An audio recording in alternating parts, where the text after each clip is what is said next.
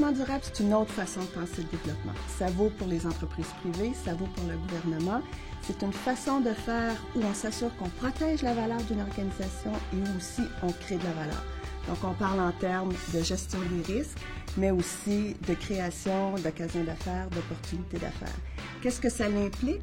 Ça implique, entre autres, de s'assurer que ce qu'on fait est fait avec un souci de l'environnement et aussi avec une préoccupation de développement social. Les parties prenantes sont de plus en plus nombreuses. On pourrait dire que tout le monde veut votre bien, tout le monde s'intéresse à vos activités comme entreprise. Qui sont-elles, ces parties prenantes? Il y a les investisseurs qui jouent un rôle de plus en plus important. Il y a les clients des entreprises, les consommateurs qui recherchent des produits qui ont une empreinte environnementale moins grande, qui contribuent plus aussi au développement en termes de création de valeur.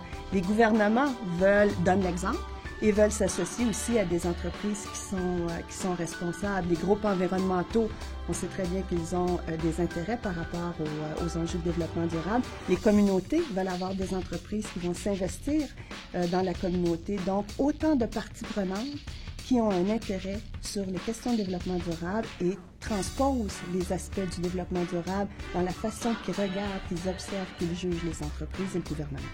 Les membres d'un conseil d'administration ont un rôle déterminant à l'égard du développement durable, notamment parce que ce sont les membres d'un conseil qui donnent les orientations à une organisation. Et si eux-mêmes ne sont pas préoccupés de questions de développement durable, l'équipe de gestion ne sentira pas nécessairement le besoin de se préoccuper de ces grandes questions.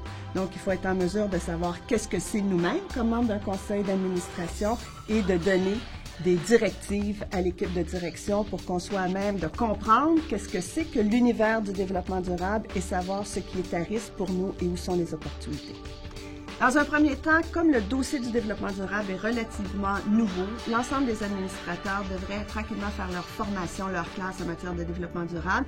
Et quand il y aura un niveau de maturité au niveau du conseil, on peut confier à un comité. Ça peut être le comité d'audit, mais de plus en plus dans les entreprises, on voit des comités du conseil qui sont des comités qui regardent les questions d'environnement, santé, sécurité au travail et développement durable. C'est de toute évidence la meilleure place pour y camper le développement durable.